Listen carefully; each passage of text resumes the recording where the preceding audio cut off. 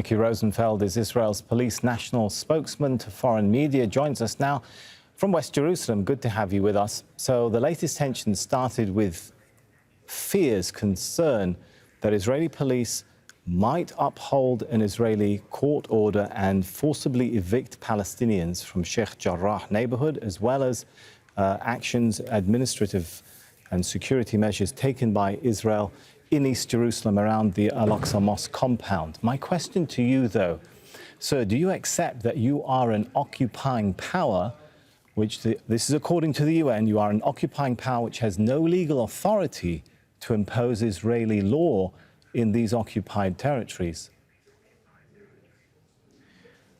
Israel and the country that we live in is a country that belongs to the Jewish people with a history of thousands of years back.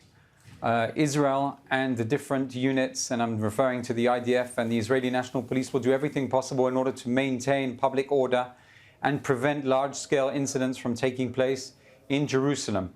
If we look back just last year when we were dealing here in Israel with COVID-19, Ramadan was very peaceful and very calm and quiet last year. Okay, if I could jump in this then, year, over the last 2 forgive weeks, me, but then what you're telling viewers is people like the official spokesperson, Rupert Colville, for the UN Office of the High Commissioner for Refugees, when he said on May the 7th, 2021, and I quote, "Given the disturbing scenes in Sheikh Jarrah over the past few days, we wish to emphasize that East Jerusalem remains part of the occupied Palestinian territory in which international humanitarian law applies, and the occupying power must respect, unless absolutely prevented, the laws in force in the country." You're saying to viewers that, in fact, he's wrong, because, as you said, this is your country. You don't recognize that you're an occupation. What I'm saying is we're not an occupied force. This country belongs to Israel. Israel is a strong, unique and humanitarian country. At the moment, you've taken out of proportion the Israeli Arabs, unfortunately, within inside Jerusalem, have taken out of proportion a dispute about Sheikh Jarrah. There are many disputes that take place in many different areas, but they can be solved by the Israeli courts. Whatever the Israeli courts will decide will be accepted, both by the Jewish families that live there, as well as by the Israeli Palestinian families that live there as well. I'm going back to the point that we made, which what happened just 2 weeks ago on the Temple Mount. Thousands of Palestinians arrived there, and instead of celebrating, they gathered rocks and stones and attacked our police officers and Jewish worshippers at the Western Wall. That is something that is unacceptable. As a response, our police units went inside the Temple Mount area, only used non-lethal weapons and dispersed that riot. That is something that we've dealt with many times. You have jumped in many times. If you let me jump in, but UNESCO says on point 5 of its May the 2nd, 2017 ruling that, quote, legislative and administrative measures and actions taken by Israel, the occupying power, it says, are especially, it says in particular, quote, the basic law in Jerusalem are null and void and must be rescinded forthwith. Do you recognize that it's because of your interventions in the al-Aqsa mosque compound in East Jerusalem that is provoking the reaction from the Palestinians you're complaining about? Do you recognize that? I have to confirm and make it clear to your viewers as well. The issue of the Temple Mount, the status quo will be kept and held and will continue by Israel. There's coordination. So that's not my which question. is made My question by Israel. Is UNESCO wrong in saying that your attempts to enforce the basic law in Jerusalem intervene in, as you call it, Temple Mount, and Palestinians call it the al-Aqsa mosque compound, are null and void? Do you recognize that, yes or no? My answer, I will answer you, and my answer is that the Israeli National Police and the Israeli government is making sure that the status quo on the Temple Mount will continue.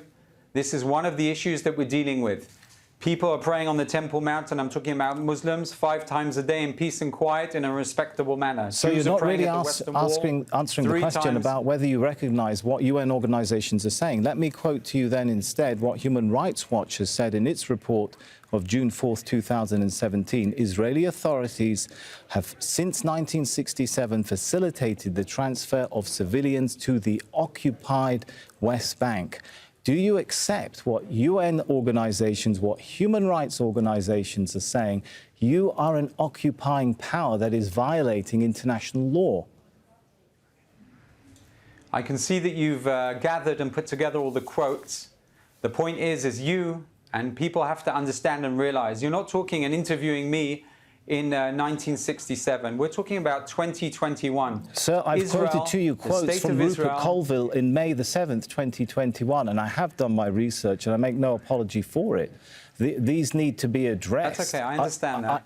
Are you saying to viewers, the UN, UNESCO, Amnesty International, I've got a quote here if you want to hear it, where they say settling civilians in occupied territories violates international humanitarian law and amounts to a war crime. Are you telling viewers the UN, the International Court of Justice, Amnesty International, Human Rights Watch are all wrong and only you are right? I'm saying, no, what I'm saying is that Jerusalem is not occupied. So hang on, so you said no. If they're not wrong, then you admit that you are an occupying power that is violating international law by your interventions.